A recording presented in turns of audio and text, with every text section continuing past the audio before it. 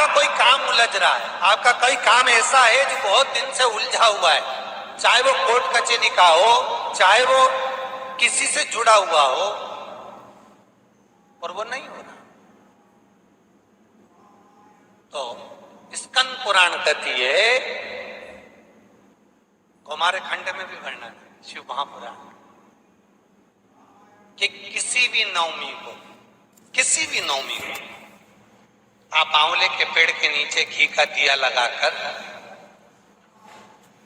मौली मतलब हाथ में जो नाड़ा बांधते हैं, लच्छा, मौली, लच्छा, नाड़ा, हाथ में बांधने वाला पूजन वाला धागा लाल, घी का दिया लगाकर 5 परिक्रमा आंवले के वृक्ष की कर लीजिए, और परिक्रमा कर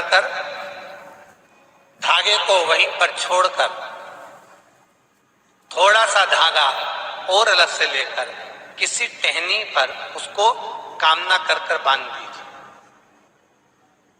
महाराज 10वीं तिथि को, 9वीं को तो ये करोगे, 10वीं को वापिस जाकर आंवले के पेड़ के नीचे घी का दिया लगाइए, और जो धागे की आपने टहनी पर जो धागा बांधा है उसको खोल कर ले आइए, अपने हाथ पर बांधकर उसी धागे को पहनकर अपने काम के लिए निकल जाइए, आपको सफलता प्राप्त हो जाएगी। स्कंद पुराण में आंवले के वृक्ष का बड़ा महत्व है। महाराज चने की दाल जब हम दान करते हैं तो स्वर्ण के बराबर दान का, प्रॉपर्टी के बराबर दान का लाभ जीव को प्राप्त होता है। आज भी नारायण के मंदिर में बद्रिकाश्रम में 41 दाने चने की दाल के देने पर, आपको 41 तो गिनता नहीं इसलिए पोटली में बांध कर ले जाता है। जी हाँ, याद रखें, मेरी जीजियों से निवेदन है, कभी कभी ऐसा लगता है शरीर में अगर कोई गांठ पड़ जाती है, बच्चादानी में गांठ आ गई, चेस्ट में गांठ आ गई, शरीर के कोई अंग में गांठ आ गई, घबराना नहीं है, डॉक्टर का इलाज करवाओ, दवाइयां लो, साथ में एक नियम बनाओ, प्रदोष काल में 2 दीपक शिव जी के मंदिर में लगाओ और 1 चावल का दाना शंकर भगवान पे चढ़ाना प्रारंभ करो। वही चावल के दाने को वापिस उठाओ। अगर प्रदोष का व्रत नहीं है तो उसी दिन खाओ, और अगर व्रत है तो दूसरे दिन उस चावल के दाने को जरूर खाओ। धीरे धीरे वो गठान जो शरीर के अंदर है वो गलना प्रारंभ हो जाती है। थोड़ा दिन करोगे आपको उसका फल प्राप्त होना प्रारंभ हो जाएगा। 1 चावल का दाना भी चंद्र का प्रतीक है।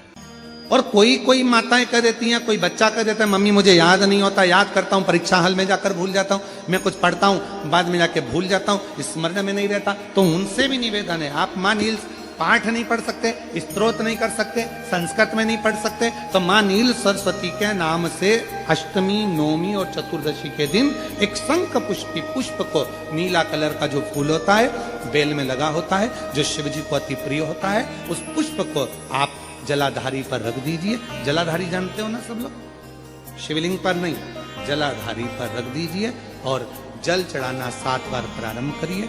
बाबा देव अधिदेव महादेव आपको याददाश्तता में प्रवर करेगा। परीक्षा हॉल में जितना तुम याद कर कर गए हो, अच्छी मेहनत कर कर गए हो, तो भूलोगे नहीं, तुम्हारी बुद्धि तीव्र होती चली जाए, प्रबल होती। तिथि या नौमी तिथि किसी भी महीने की, चाहे शुक्ल पक्ष की हो चाहे कृष्ण पक्ष की हो, अष्टमी और नौमी तिथि, ये 2 तिथियां ऐसी हैं, मान लो तुम्हारा पैसा तुमने किसी को दिया, 5 लाख, 4 लाख, 3 लाख, 10 लाख, 8 लाख, 2 लाख, 50,000, 25,000, 20,000, 40,000, और वो पैसा नहीं दे रहा आपको, आप हार गए कह के कर, फोन लगा कर, भैया दे दे रे, परेशानी है, दे दे रे भैया, हम तो परेशान हो गए, और हार गए, नहीं मिल रहा, बहुत परेशान। तो महाराज किसी भी अष्टमी या नौमी तिथि के दिन आप मां जगतजननी जगदम्बा का शिव के साथ में, शिव शक्ति का स्मरण कर कर देवी के नाम की 9 आहुतियां, सूखे बीले की, मतलब बीला जो सूख चुका है, उसकी 9 आहुतियां अग्नि में शंकर और सती के नाम से, शंकर और शिव के नाम से समर्पित करें, और आखिरी आहुति जो समर्पित करें उसमें थोड़ा सा भाग तिल का और तिल भी काली नहीं चढ़ती उसमें, श्वेत तिल का भाग उसके साथ लगाकर समर्पित करे, और जिससे धन लेना है उसका नाम लेकर वो समर्पित करे महाराज, उसको सुध आएगी और वो पैसा किसी भी हाल में आपके हाथ में थमाकर जाएगा ही, ये पक्का है। उसकी आहुतियां। बृहस्पतेश्वर महादेव काशी में विराजमान। कौन से महादेव? जम के बोलिए जरा। बृहस्पतेश्वर महादेव काशी में विराजमान है।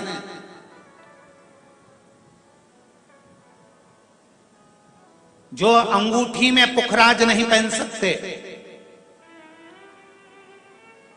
जिनकी भाग्य रेखा उल्टी चल रही हो, बृहस्पति चमक ही नहीं रहा हो, जिस काम में हाथ डालते हैं वो काम पूरा ही नहीं होता हो, तो एक बार काशी जाना, बृहस्पतिश्वर महादेव का स्पर्श करना, उनका अभिषेक पूजन करना और उनका स्पर्श कर कर एक बेलपत्र ब्राह्मण देवता से मांग कर लेकर जाना कि इन बृहस्पतिश्वर महादेव से मुझे एक बेलपत्र दे दो। तुम्हें पुखराज पहना कि नहीं पहना, हीरा रतन माणिक पहना कि नहीं पहना, वो बेलपत्र इतना चमत्कार कर देगी कि जिंदगी में कभी संपदा की कमी आएगी नहीं। अगर बृहस्पति नहीं चमके तो बृहस्पतिश्वर महादेव, जहां पर बैठकर बृहस्पति भगवान ने शंकर भगवान की आराधना करी है, रोज गंगा जल जाना, गंगा जल लेकर आना, शिव जी की आराधना करना, एक शिवलिंग का निर्माण करा, उसकी आराधना में बृहस्पति भगवान डूब गए, उसकी आराधना में बृहस्पति महाराज निरंतर लगे रहे, और इतनी आराधना बृहस्पति महाराज ने करी, इतनी आराधना करी बृहस्पति महाराज ने कि शंकर भगवान सामने प्रकट हो गए। मांगो बृहस्पति, तुमको क्या चाहिए? एक बात मैं आप सबको कहना चाहूंगा, किसी जगह पर यदि आपका अपमान हुआ है, बहुत ध्यान देना जरा, कथा थोड़ी भारी है पर समझ लोगे आप। किसी जगह पर यदि आपका अपमान हुआ है तो आप भगवान शंकर को धन्यवाद देना कि मैंने पूर्व में किसी का अपमान करा होगा तो मेरा हिसाब आपने इतनी जल्दी बराबर कर दिया है, इतनी जल्दी बराबर कर दिया। ये थोड़ा सा अपमान मेरा कराया, मेरा हिसाब बराबर हो गया। कोई गाली दे रहा है, देने दो, शंकर भगवान को धन्यवाद देना, बाबा बड़ी कृपा करी, मैंने पूर्व में इसको गालियां दी होंगी, अपशब्द कहा होगा तो इसने मुझे पलट कर गाली दे दी, अपशब्द कह दिया। ये तेरी कृपा है, ये तेरी दया, और जब तक तेरी करुणा, तेरी कृपा, तेरी दया नहीं हो तब तक कुछ हो ही नहीं सकता। तेरी कृपा।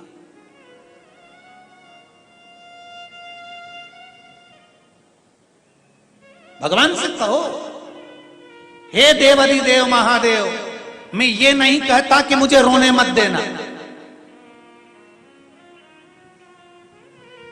क्योंकि कर्म का भोग तो मुझे भोगना पड़ेगा। देवाधिदेव महादेव से कहो, हे देवाधिदेव महादेव, मैं ये नहीं कहता कि मुझे रोने मत देना, पर इतना जरूर कहता हूं, तेरे सिवा किसी दूसरे के आगे झुकने मत देना, बस इतनी कृपा कर।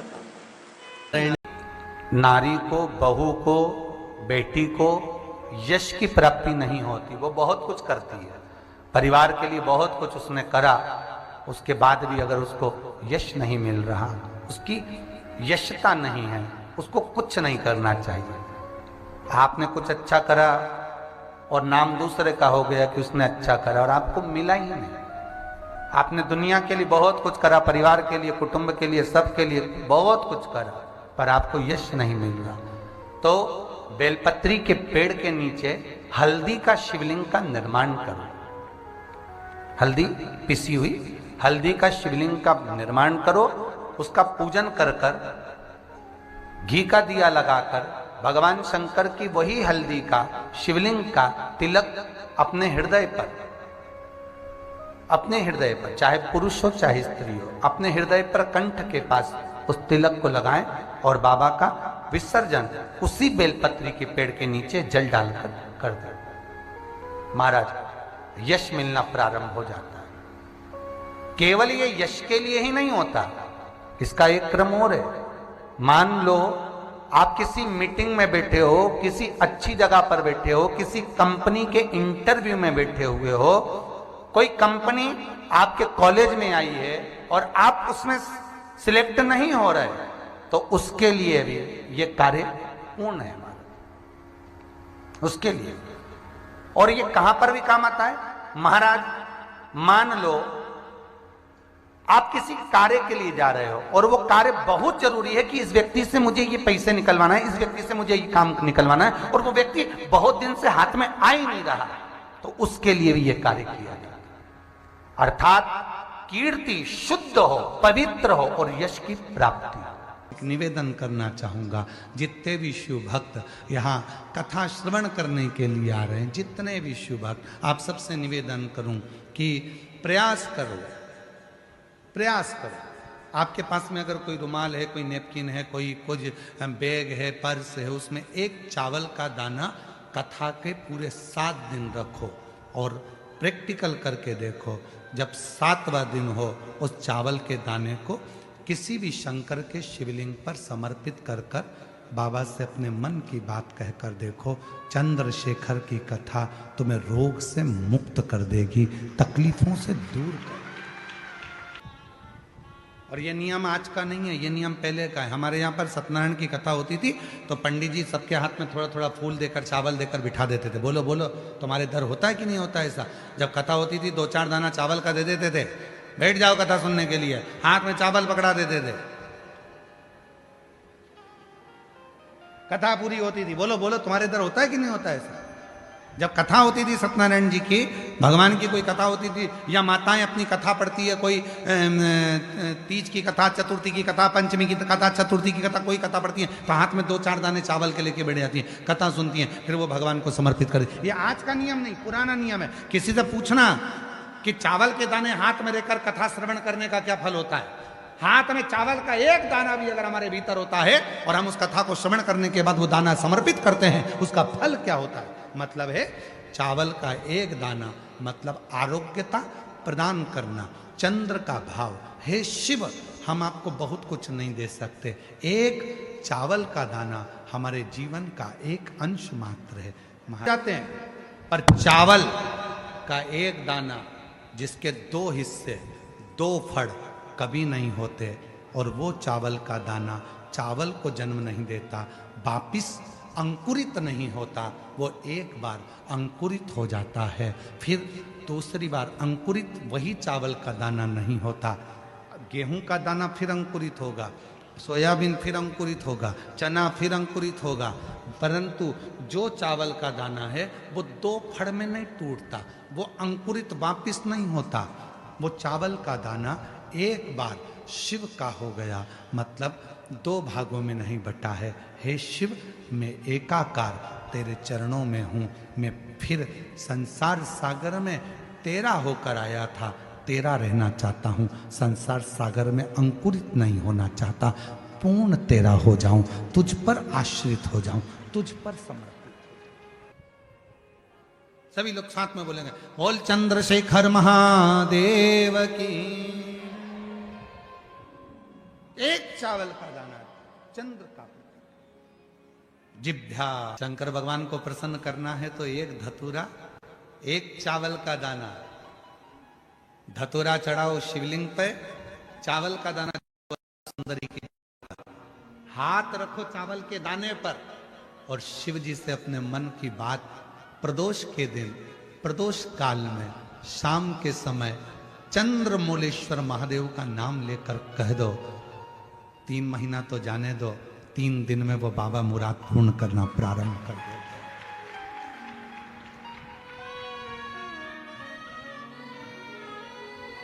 किसी भी प्रदोष के दिन एक धतूरा यदि हम शिव जी पे चढ़ा रहे हैं, एक चावल का दाना अशोक सुंदरी वाली जगह पर चढ़ा रहे हैं और अपना हाथ उस चावल के दाने पर रखकर चंद्रशेखर चंद्रमौलेश्वर महादेव के नाम का उच्चारण कर रहे हैं। श्री शिवाय नमस्तुभ्यं, श्री शिवाय नमस्तुभ्यं उच्चारण कर रहे हैं, दिल से प्रार्थना कर रहे हैं, निवेदन कर रहे हैं, नमन कर रहे हैं, बाबा को अपने मन का भाव कर रहे हैं। तो वो 3 महीना तो बहुत दूर है, मेरे बाबा ने अगर कृपा करी तो 3 महीने में मेरा बाबा करुणा करना, दया करना प्रारंभ कर दे।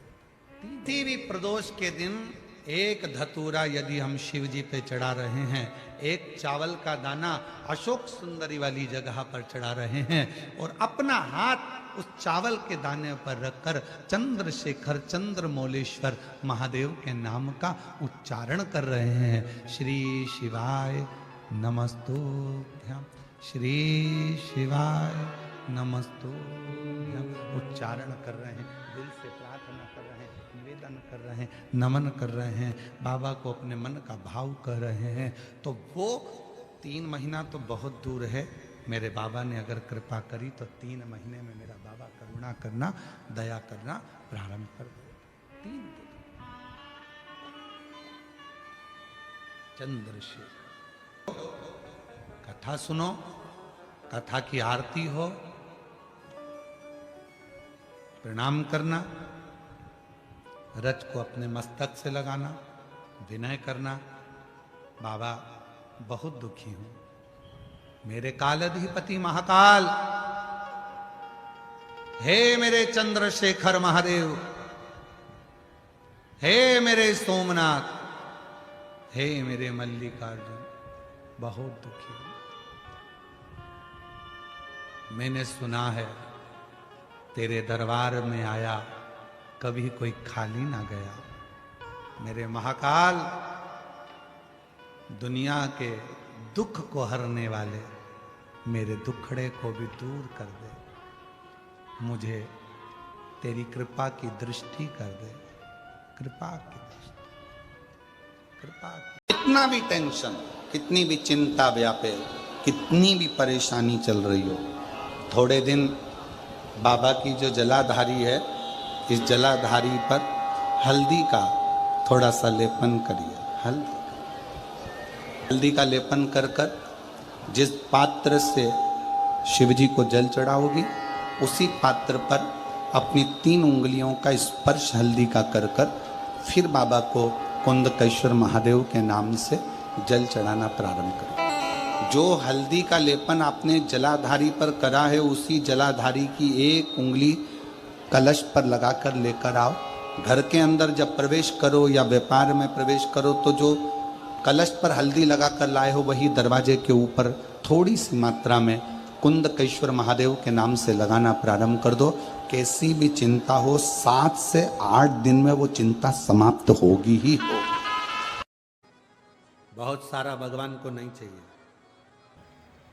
शिव महापुराण में यह भी कहीं नहीं लिखा कि तुम भगवान को 108 या 1008 या 1008 बेलपत्र समर्पित करोगे तो शिव जी प्रसन्न हो जाएंगे। शिव महापुराण की कथा तो यहां तक कहती है, 1 बेलपत्र की पत्ती को आप अगर बीच में से, ये एक बड़ी पत्ती, उसके बीच में 2 पत्ती और 2 पत्ती के बीच में जो गैप है, बीच पत्ती में, इस पत्ती और 2 पत्ती के बीच में जो जगह है, अगर आप इस पत्ती को यहां से स्पर्श कर कर, इस पत्ती को यहां से स्पर्श कर कर शंकर भगवान के शिवलिंग पर अगर आप श्री शिवाय नमस्तुभ्यम कहकर, पंचाक्षर मंत्र नमः शिवाय कहकर, षडाक्षर मंत्र ओम नमः शिवाय कहकर यदि शंकर के शिवलिंग पर समर्पित करते हो, तो वो 108 बेलपत्र का काम कर जाती है। पकड़ने का स्थान देखिए,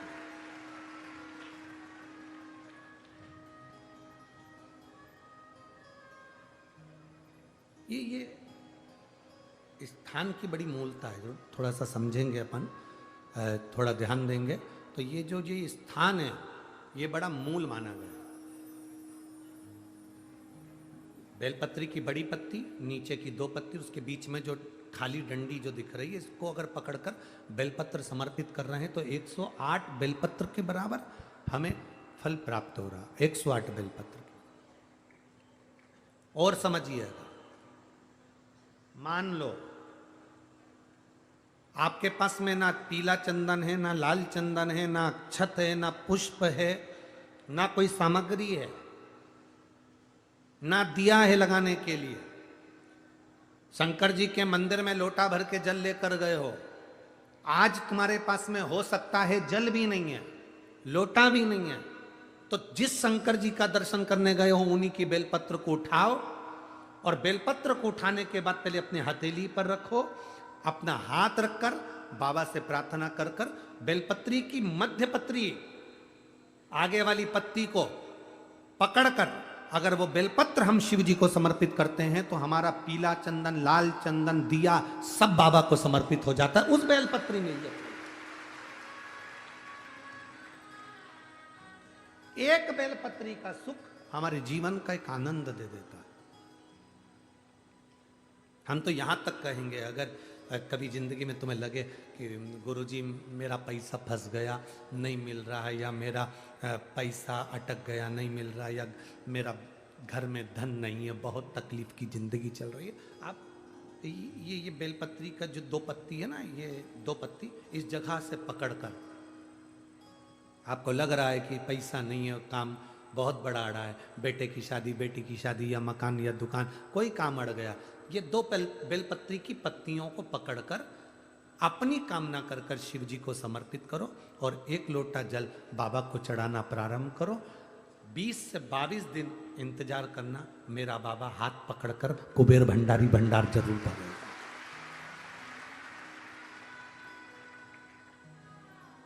दो पत्ती को पकड़कर, लोग कहते हैं ब्रह्मा विष्णु महेश हैं बेलपत्री में, शिव जी के 3 नेत्र हैं बेलपत्री में, शंकर भगवान के त्रिशूल की 3 कोर है बेलपत्री में। हम कहते हैं अभी थोड़ा आप स्मरण करेंगे, अगर आप शिव महापुराण को अच्छे से पढ़ेंगे तो आपको ज्ञात होगा, कुबेर को धन देने वाले कौन है? बोलते जाओ जरा जमकर, कुबेर भंडारी, कुबेरेश्वर महादेव, मतलब शिव शंकर कुबेर को धन देते हैं। जिस समय पर भगवान विष्णु संपूर्ण विश्व के कल्याण के कार्य करने लगे, कुछ नहीं हाथ में रहा, तब लक्ष्मी से उन्होंने धन लिया। आपने उन्होंने तिरुपति बालाजी की कथा सुनी होगी, लक्ष्मी से धन लिया। लक्ष्मी इन जीवों के कल्याण के लिए तो मुझे धन दे दे, लक्ष्मी ने धन दिया। एक दिन नारायण ने पूछ लिया लक्ष्मी से, लक्ष्मी मैं नारायण, मेरे पास भी संपदा की कमी नहीं, पर तेरे पास लक्ष्मी इतनी संपदा कहां से आती है? तेरे पास इतनी संपदा कहां से आती है? लक्ष्मी जी कहती हैं, मेरी मां ने, मेरे पिता ने मुझे केवल एक ही बात सिखाई थी, किसी के आगे हाथ नहीं फैलाना है, शंकर की स्तुति करना है। लक्ष्मी जी कहती हैं, जब मुझे जरूरत पड़ती है मैं कुबेर को साथ में लेकर पहुंचती हूं। बेलपत्री की ये बीच वाली पत्ती है शिव, माता लक्ष्मी और कुबेर, उन दोनों के सामने हाथ पसार कर कुबेरेश्वर महादेव से मांग रहे हैं, भगवान शंकर से मांग रहे हैं। लक्ष्मी जी कहती हैं, वो शिव मुझे प्रदान करते हैं दोनों हाथों से, और मैं वो लेकर आती हूं जनमानस के कल्याण के।